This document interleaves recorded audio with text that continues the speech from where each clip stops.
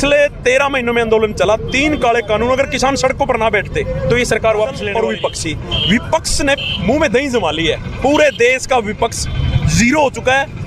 जिंदाबाद जिंदाबाद जिंदाबाद, हरियाणा सरकार मुर्दाबाद मुर्दाबाद मुर्दाबाद, फसलों का मुआवजा दो, जब तक दुखी किसान रहेगा। सिंह जी, जिला पैंथल उप प्रधान। आज क्या मुद्दा लेके आप यहाँ पहुंचे? आज जो डीसी ਨੂੰ ज्ञापन देना ਸੀਗਾ ਜੀ, ਜੋ ਆਪਣੇ ਜ਼ਿਲ੍ਹੇ ਦੇ ਫਸਲ ਖਰਾਬੇ ਦੇ ਬਾਰੇ ਚ ਔਰ ਬਿਜਲੀ ਕਨੈਕਸ਼ਨ ਜੋ ਪੁਰਾਣੇ ਹੈ ਉਹਨਾਂ ਦੀ ਪੇਮੈਂਟ ਵੀ ਹੋ ਚੁੱਕੀ ਹੈ।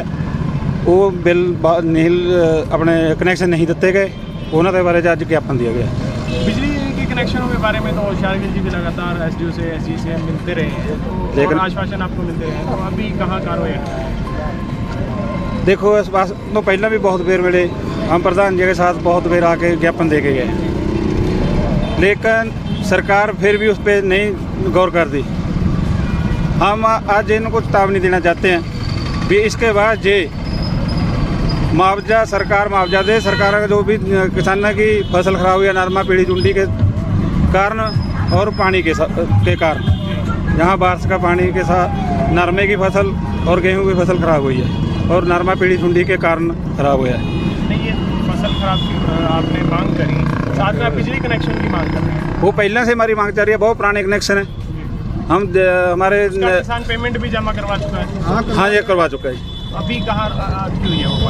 अभी कहाँ मानते हो आप? अजय सरकार के कागजा में पहिया पेमेंट जमा करा के वहाँ रखी हुई है, जहाँ लटका रखी है पहले वाले। तो एक भी कदम आगे नहीं बढ़ी सरकार। आपका कदम आगे क्या होगा?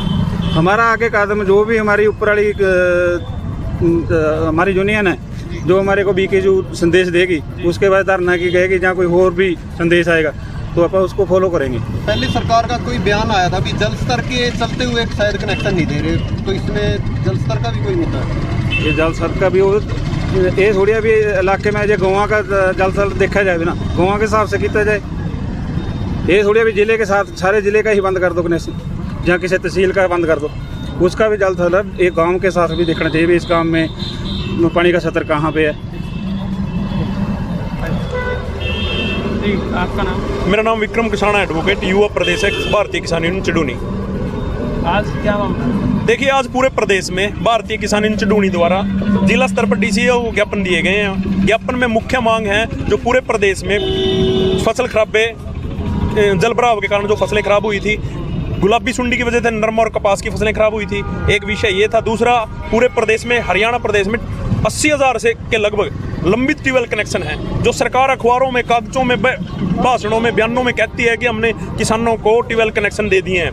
और ये विषय था। और तीसरा विषय था तो लखीमपुर खीरी में अजय मिश्रा टैनी के पुत्र आशीष मिश्रा को कानून के विरुद्ध जाकर उसको जमानत देने का काम किया। उसकी जमानत रद्द करवाने के लिए आज ये ज्ञापन दिया गया था और डीसी साहब को। और आने वाले समय में अगर इन मांगों पर सरकार ने गंभीरता से विचार नहीं किया तो फिर आंदोलन का रुख तय करेगी भारतीय किसान।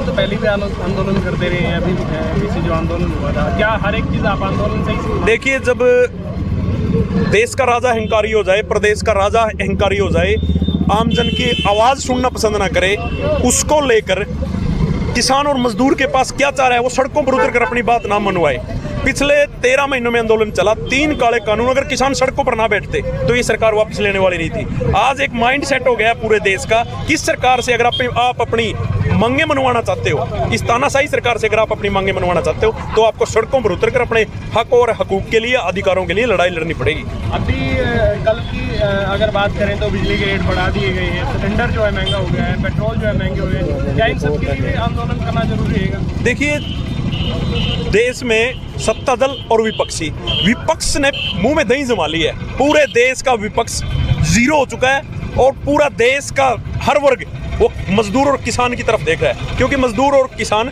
जब आंदोलनरत होते हैं तो अपनी मांगे मनवाने के लिए अपनी जान की बाजी लगा देते हैं। जैसे कि आप सभी को ज्ञात होगा, 750 किसानों की शहादत देकर 3 कृषि कानून वापस करवाए। इसी तरह से हम तमाम जो मुद्दे हैं जो जनमानस को प्रभावित करते हैं, चाहे वो पेट्रोल के हों, चाहे वो रसोई गैस के हों, चाहे वो महंगाई के और भी मुद्दे हों, उनको लेकर ज़रूरत पड़ी आम जन को साथ लेकर किसान और मजदूर सड़कों पर उतरने का काम करेंगे। पंजाब में किसानों ने करारा जवाब दिया है सरकार, क्या मानते हैं कि हरियाणा में भी जो आपकी सरकार है वो अपना कुछ इस तरह का काम देखिए, किसान की तो कोई सरकार नहीं, किसान सरकार बनाता है, मजदूर सरकार बनाता है, लेकिन बनने के बाद वो सरकार हमारी नहीं रहती। वो सरकार उद्योगपतियों की हो जाती है, वो सरकार व्यापारियों की हो जाती है, वो सरकार पता नहीं किस किस की हो जाती है, आप सभी को पता है। लेकिन हमारा मकसद है कि व्यवस्था परिवर्तन होना चाहिए, और व्यवस्था परिवर्तन जब तक नहीं होगा तब तक, जिस तरह से पंजाब में बड़े बड़े घराने स्थापित हुए बैठे थे, उसी तरह हरियाणा के घरानों को भी इस प्रदेश के मजदूर और किसान को मिलकर जवाब देना पड़ेगा। ये राजशाही, ये जो लगातार चल रही है, दादा पड़दादा पोता पड़पोता, ये चल रही है, जब तक ये नहीं टूटेगी तब तक आपकी सुनने वाला कोई नहीं है। इसको लेकर हरियाणा की जनता को, मजदूर किसान को, व्यापारी कर्मचारी को, छात्र को, हर वर्ग को व्यवस्था परिवर्तन करने के लिए सड़कों पर आना होगा, इसके सिवाय कोई चारा नहीं है। संसद में जो आज बैठे हैं, कुछ दिन पहले उन्होंने भी ड्रामा किया था, ट्रैक्टर लेकर वो संसद में गए थे किसानों की आवाज उठाने के लिए, तो उनके बारे में जो ट्रैक्टर लेकर संसद में गए थे, आपने बड़ी अच्छी बात पूछी, जो ट्रैक्टर लेकर हमारा साथी संसद में गया था, उसी साथी ने पीपली में ट्रैक्टर के ऊपर बैठे हुए 90 साल के बुजुर्गों की कमर पर लाठियां मारी, टांग और बाजू में तड़वाने का काम किया। ये सिर्फ जब तक सत्ता में बैठे हैं तब तक इनके एक नाम तो किसान का लेते हैं, लेकिन किसानियत से और किसान से इनका दूर दूर तक कोई लेना देना नहीं है। अगर हरियाणा में 750 किसानों की शहादत हुई है तो उसके पीछे भी हमारा वो साथी जिम्मेवार है, जो ट्रैक्टर पर बैठकर संसद में जाने का काम जो कर रहा था। हम उनको चेतावनी देना चाहते हैं, आने वाले समय में आपको ये चीज़ जवाब देनी पड़ेगा कि कब तक आप चौधरी देवीलाल के नाम की खाओगे, कब तक आप चौधरी देवीलाल का नाम लेकर हरियाणा के किसान को बरगलाते रहोगे, और आने वाले समय में हर किसान की कमर पे पड़ी हुई एक लाठी का जवाब आपको देना पड़ेगा। कुछ लिखित समझौते भी हुए थे, उन पर सरकार दोबारा कोई संज्ञान नहीं ले रही है। देखिए, सरकार ने कोई संज्ञान उन मामलों में, कुछ जैसे मुआवजे के हैं या कुछ छोटे मोटे हैं, उन पे जैसे मुकदमे वापस करने की हैं, 2-4 लिए हैं। लेकिन हम सरकार, अगर इस गेहूं के सीजन के बाद सरकार ने अगर वो मांगे नहीं मानी तो निश्चित तौर पर आपको पूरे देश में एक और बड़ा आंदोलन देखने को मिलेगा। और 12 मई को लखीमपुर खीरी में एक अनिश्चितकालीन धरना भारतीय किसान यूनियन चढ़ूनी द्वारा लगाया जा रहा है। तब तक वहां पर निर्दोष किसानों को जेल से बाहर नहीं रिहा करवा लेते और दोषियों को जमानत रद्द करवा कर जेल में नहीं भेज देते, तब तक लखीमपुर खीरी में अनिश्चितकालीन धरने पर किसान रहेंगे 12 मई से। मामला आज डीसी को ज्ञापन देना था। जो नरमा की फसल हमारी गुलाबी सुंडी के कारण खराब होगी, बरसात में भी फसल खराब हुई है, और 7 साल से जो 3500-3600 कनेक्शन पड़े हैं कैथल जिला के, वह उन पर कोई ध्यान नहीं गवर्नमेंट का। उसके बारे में आज डीसी साहब तो आज थे नहीं, तहसीलदार मैडम को ज्ञापन दिया है। तो तहसीलदार ने आश्वासन दिया भी जल्दी इस बात पे हम फैसला कर लेंगे और किसानों को कनेक्शन देंगे। मुआवजे के बारे में ऊपर बात करूँगी, बात हुई है तहसीलदार साहब से। कनेक्शन की बात करें तो पिछले काफ़ी समय से मुद्दा गरमाया हुआ है, लेकिन इस कार्रवाई जो है बड़ा, बस ये सीजन के बाद इस मुद्दा पूरा जोर शोर से उठाएंगे, दर नहीं दर देंगे, बस आगे इतने कनेक्शन नहीं मिलेंगे।